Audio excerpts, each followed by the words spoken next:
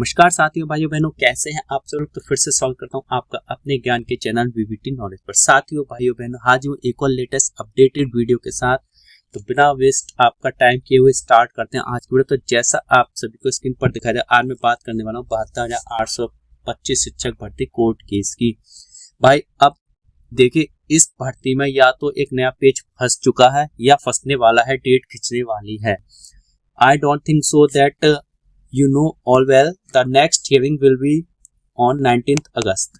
ठीक है ना, 19th अगस्त को इसकी हेयरिंग होने, लेकिन आई होप कि फैसला हो जाए इस डेट में, लेकिन नहीं होने वाला। मुझे पूरा पता है डेट पे डेट आने वाली है। वो क्यों आने वाली है, देखिए अब इसमें क्या पेज फंसा, आज इसी पे बात करेंगे भाई। कि देखिए अब क्या है इसमें, ये चीज है कि मतलब जो भर्तियां हैं अब उसमें 2 पॉइंट्स निकल के सामने आ रहे हैं। सबसे पहले बेस बता दूं ये पॉइंट्स क्यों निकल के आए, फिर पॉइंट्स बताऊंगा। कि जब ये भर्ती आई थी टेट की, तब उस समय गवर्नमेंट थी मायावती जी की, हमारी माननीय मुख्यमंत्री जी की। नेक्स्ट फिर इसमें कोर्ट केस चला, जब अखिलेश जी आए चेंज होके, तो उन्होंने इसको एकेडमी एक्ट बेस पे कर दिया भर्तियों को। सबसे 500 पे उन्होंने भी कमा लिया, अपने मजे लिए, कुछ नहीं किया। ठीक है ना। और इन्होंने टेट के बेस पे की, इन्होंने भी कुछ नहीं किया। कोर्ट में केस चला गया था इन्हीं के टाइम पे, फिर इन्होंने अपने हिसाब से कोर्ट केस चलता हुआ, इनकी बदतमीजी देखिए, कोर्ट केस चलता हुआ लेकिन ये अपने मजे लेते हुए पैसे कमा कमा के। ठीक है ना। कोर्ट का फिर फाइनली 2017 में सुप्रीम कोर्ट का हमारे यहाँ डिसीजन आ जाता है जुलाई के महीने में। ठीक है ना, 25 जुलाई को हुआ। कोर्ट के डिसीजन से टेट पे भर्ती हुई है। ठीक है ना। बट इन्होंने अपने मजे लिए। ये था बेस कि दोनों ने नियम चेंज किए, एक ने टेट बेस बनाया, एक ने अकेडमी बनाया।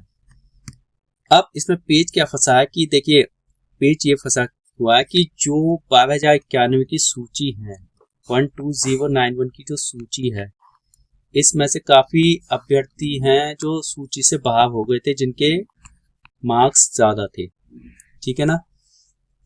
एकेडमिक मेरिट वाले पैवा को अब से सीटों। ठीक है ना। मतलब इन 3 पॉइंट्स पे बात करने वाले हैं जो एकेडमिक मेरिट से बाहर हो गए थे। ठीक है ना। अब से सीटों का गणित और सुप्रीम कोर्ट के फैसले के पैरा 17 पर डिपेंड करता है। अब सब कुछ इसी के बेस पे सब कुछ होना है, तो इसी पे बात करते हैं अब। तो देखिए इसमें हुआ क्या है कि देखिए, ये जो विवाद होने वाले 2 पॉइंट्स पर या हो चुका है, ये अलग अलग विज्ञप्तियों का नतीजा है। विज्ञप्तियों का नतीजा मतलब क्या है, जो पुराना विज्ञापन आया था, मैं आपको बता दूं, जो मायावती के टाइम में जो विज्ञापन निकला था, उसमें टेट बेस पे भर्तियां होनी थी इन लोगों की। ठीक है ना। आधा टेट मेरिट को बनाया था। सुप्रीम कोर्ट के कई आदेशों के बाद लास्ट में डिसीजन आया कि टेट बेस पर ये भर्तियां होंगी अब। ठीक है ना। जिसमें 66,000 से अधिक नियुक्तियां की जा सकी हैं। टोटल इसमें 68,500 भर्तियां आपकी की जा चुकी हैं। बाकी अब से सीटों पे भर्तियां होना बाकी है। दूसरा पॉइंट क्या है, दूसरा पॉइंट जो नया विज्ञापन निकाला था उनके टाइम में, अखिलेश यादव के टाइम में, 15वें संशोधन के तहत लगाया था। 15वें संशोधन उन्होंने करवाया, उसके तहत लाया गया था कि इसका टेट मेरिट नहीं होगा बल्कि एकेडमिक होगा, क्योंकि उनके टाइम में नकल सेंटर पड़े थे। नकलची जो नकलची थे, जिनमें दिमाग नहीं था, वो बच्चे बह जाते। सभी नहीं होंगे, मैं ये क्या, सभी कुछ। तो इसी बेस पर उन्होंने एकेडमिक बताया था कि वो ज्यादा से ज्यादा पैसा कमा सके। 500 फीस रखी थी और ये थी। ठीक है ना। अब इसमें क्या था, जो नया विज्ञापन आया था ये वाला आपका अखिलेश जी के टाइम में 2012 का जो विज्ञापन था 2012 का। अब इसमें क्या शर्तें थी, इसमें शर्तें ये थी कि इसमें कोई भी आर्ट और साइंस का वर्गीकरण नहीं था। मतलब आर्ट वाले बच्चों के अलग, साइंस वाले बच्चों के अलग, जो कि पुराने में था टेट वाले में। इसमें फीमेल या मेल का कोई अलग अलग वैकेंसी थी, एक सिंगल था पूरा, जबकि उसमें टेट वाले में था। ठीक है ना। फीमेल मेल का अलग अलग था और उसी बेस पे भर्तियां हुई, आपने देखा भी होगा, कोई विशेष कोटा। ठीक ना। इसमें जो था, जो शिक्षा मित्र थे हमारे, जो शिक्षा मित्र थे उनके लिए कोई विशेष कोटा नहीं था। नई भर्ती विज्ञापन के साथ शिक्षा मित्रों के लिए कोई विशेष कोटा जो मिलने वाला था 10% जो उनके लिए किया गया था, वो इसमें नहीं था। और हुआ क्या, सुप्रीम कोर्ट ने 25 जुलाई 2017 को जो डिसीजन आया, 25 जुलाई 2017 को जो डिसीजन आया कोर्ट का, अपने लास्ट फैसले में उन्होंने कानूनी स्थिति और जमीनी हकीकत के बीच संतुलन बनाने की कोशिश की। उन्होंने टेट बेस को ही मेरिट बना दी कि टेट बेस पे ही, मेरिट बेस पे ही इनका सिलेक्शन होना है। अब देखिए बात करते हैं उस कानूनी विवाद की जिसको लेके पेज फंस सकता है, पेज फंस चुका है। ठीक है ना। जिस पर सबका भविष्य टिका है। यानी अंतिम निर्णय जो एससी करेगा वो पेवा 17 के अंतर्गत में हमारा करने वाला है। ठीक है ना, पेवा 17 मतलब इस पेवा 17 को बताता हूँ। कोर्ट ने इसमें ये सिद्धांत माना था कि जनरल कंडीशंस में जो जनरल कंडीशन है जो 15वां संशोधन उसमें हुआ था, जो 15वां अमेंडमेंट हुआ था, यानी नए विज्ञापन को ही आगे बढ़ाना था, नए विज्ञापन को ही आगे बढ़ाना था। लेकिन हुआ क्या, काफी इयर्स तक केस चला कोर्ट में। केस चलने के बाद लगभग फिर टेट बेस पे ही भर्तियां की गई और लगभग 66,000 से अधिक यानी 68,500 के समथिंग भर्तियां की गई थी। तो 68,500 भर्तियां इसमें की गई थी। अब हुआ कि अब वापस जो हमारी भर्तियां हो चुकी हैं, जो बची थी, अगर उन भर्तियों को नए विज्ञापन के अनुसार करते तो वो पॉसिबल नहीं था, क्योंकि सुप्रीम कोर्ट का डिसीजन था, तो उसको इतनी जल्दी पलटना आसान नहीं था, तो उसको पढ़ना पॉसिबल नहीं था। ठीक है ना, इसलिए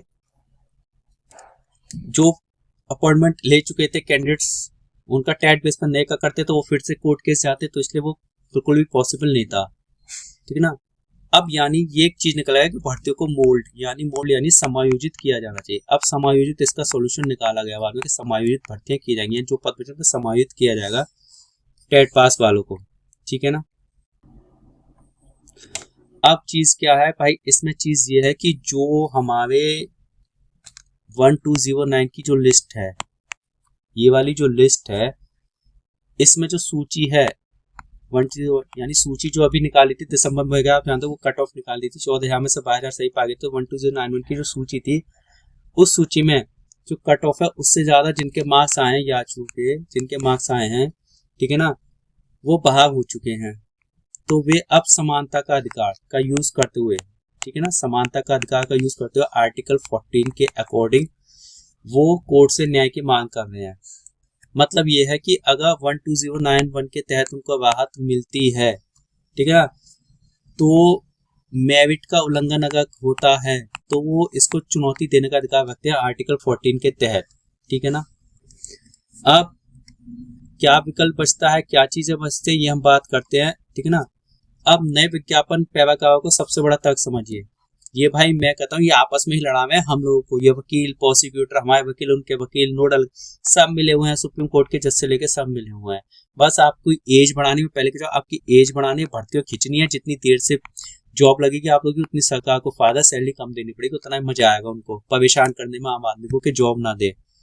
ठीक है ना, जब इनके साथ कोई ऐसी दिक्कत हो ना, जब इनके पास ऐसी कमी हो, तब इन्हें पता लगा कि वाकई में किल्लत क्या होती है, परेशानी क्या होती है। इन लोगों को नहीं पता, ये तो अपने दम पे लगवा लेंगे, अपने बच्चों को विदेश पढ़ा पढ़ा के अच्छी जगह लगा देंगे, सेट कर देंगे, नेता बना देंगे। नेता का बच्चा नेता, वकील का बच्चा वकील, डॉक्टर का बच्चा डॉक्टर ही बनना है।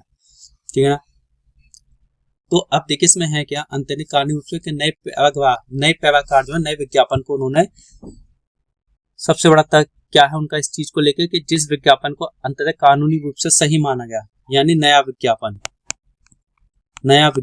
इसमें होगा क्या, क्योंकि भाई जो पुराने लोग टेट पास हैं, जिनके मान लो मेरिट कम बैठ रहे हैं उनके, लेकिन उनके टेट में मार्क्स अच्छे, वो बाहर हो जाएंगे। जिनकी मेरिट अच्छी है वही आएंगे इसमें। ठीक है ना, तो उनके हिसाब से इस अगर बेस पे करते हैं तो 6,000 से 7,000 सीटें लगभग खाली बताई उसने सरकार ने कि हमारे पास इतनी सीटें वैकेंसी बची हुई हैं। ठीक है ना, अधिकांश पद पहले भरे जा चुके हैं।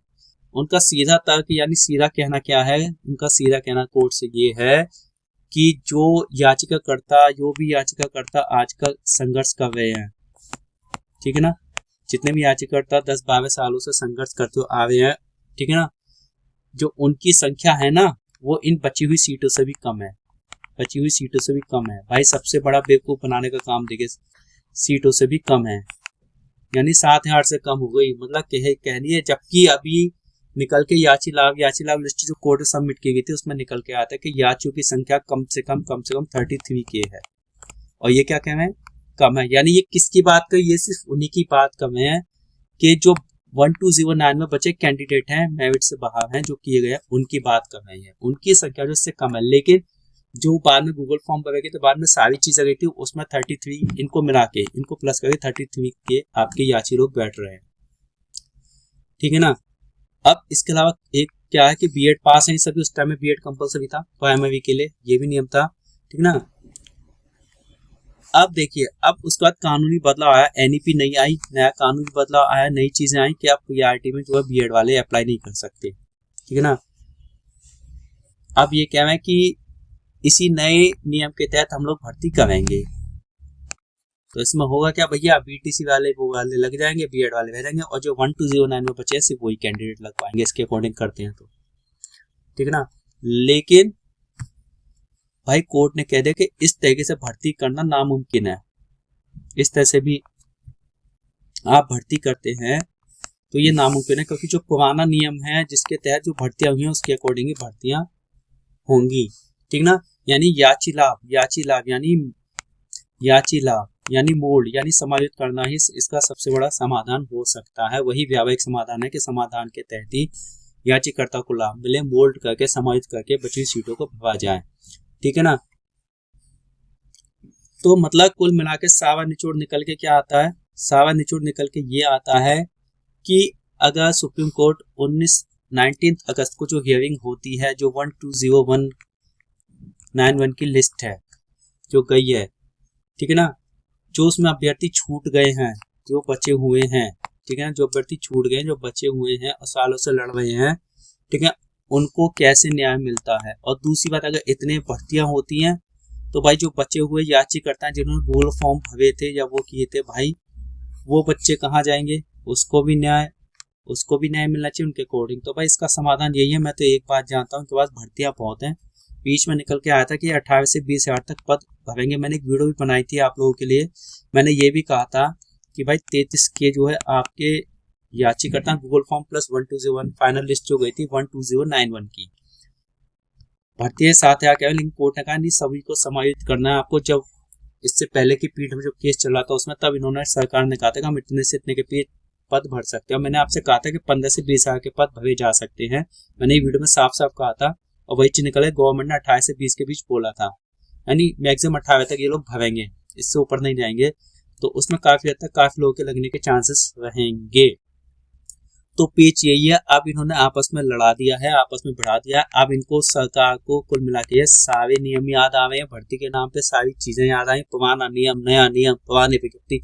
अरे भाई ये सब क्या ड्रामेबाजी कर रहे हो, मैं ये कहता क्यों ड्रामेबाजी कर रहे हो, सीधे जितने भी याचिकर्ता है सबको जॉब दे दो ना। क्या आपके पास जॉब नहीं है, इतने स्कूल आप बंद, इतने स्कूल खस्ता हालत में पड़े हैं। मैं तो कहता हूँ ठीक है आप परमानेंट मत लगाओ, उनको समायोजित कर दो, परमानेंट मत करो, लेकिन उनको सैलरी कम से कम 40K दे दो। और जो स्कूल बचे हुए हैं ना, उनमें स्टाफ की भर्ती को उनको सीबीएसई बोर्ड जैसे केंद्रीय विद्यालयों में हिंदी सेक्शन, सीबीएसई के बेस पे एक इंग्लिश सेक्शन एक हिंदी सेक्शन बना दो और टीचरों की भर्ती कर लो।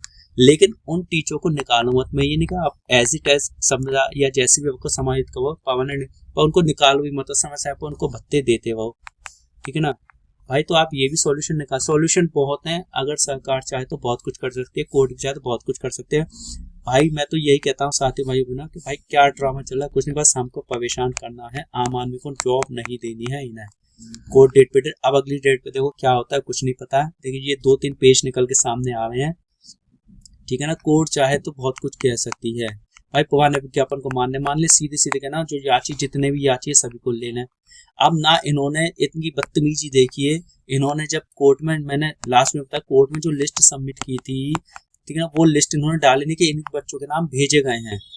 अब उसमें कैसे पता चले किस याची का नाम गया है किसका नहीं गया, कौन है कौन नहीं है, सब कुछ भाई पता नहीं क्या खेल चल रहा है। हमारी तो कुछ हमारे सामने रिकॉर्ड सामने निकल के नहीं आ रहा है। तो भाई सब राम भरोसे है, सारे बेईमान लोग बैठे हैं, किसी का भरोसा मत कीजिएगा भैया। ये नहीं पता अब उसमें किसका नाम है किसका नहीं है। झूठी तसल्ली जो यूट्यूबर्स ये कह रहे हैं इनका नाम है, इनका हो सकता है, लिस्ट बना के ये लिस्ट है, भाई बिल्कुल विश्वास मत कीजिए जब तक ऑथेंटिक जानकारी निकल के नहीं आती। मैं सबसे कह रहा हूँ, सबसे बड़ा प्रूफ होता है रिटिन में। जब तक रिटिन में ऑफिशियल साइट पर कुछ नहीं आता तब तक हम कुछ नहीं कह सकते। मैं खुद कहता हूँ, मेरी वीडियो पे विश्वास मत कीजिए आप लोग, ठीक है ना। लेकिन जो पॉइंट्स निकल के आए, ये चीजें, ये पॉइंट हो सकते हैं, पे केस आगे खिंच सकता है, ठीक है ना। अब इस पूरे पर जो मैंने आपको बात बताई उस पर आप सभी के क्या कमेंट्स हैं, कमेंट जरूर कीजिएगा, ठीक है ना। क्या कमेंट्स हैं, क्या लगता है कि मतलब सभी याचियों को लाभ मिलना चाहिए या सिर्फ 12091 के तहत ही भर्ती होनी चाहिए, पुराना विज्ञापन मान्य होना चाहिए, नया मान्य होना चाहिए। नया बिल्कुल नहीं हो सकता, क्योंकि वो पहले कह चुके कोर्ट 66,000 से अधिक भर्तियां हो चुकी हैं। पुराने विज्ञापन के तहत टेट भर्ती पर कोर्ट का भी डिसीजन था, तो उसको नहीं पलट सकते, वो मुश्किल है जहां तक समायोजन ही किया जाएगा। तो आप अपनी राय कमेंट में जरूर लिख के बताइएगा, ठीक है ना। वीडियो पसंद आई हो तो वीडियो को लाइक कीजिए, शेयर कीजिए, चैनल को सब्सक्राइब भी कीजिए। तब तक आज सभी साथी भाई बहन का दिन शुभ हो। नमस्कार, जय हिंद।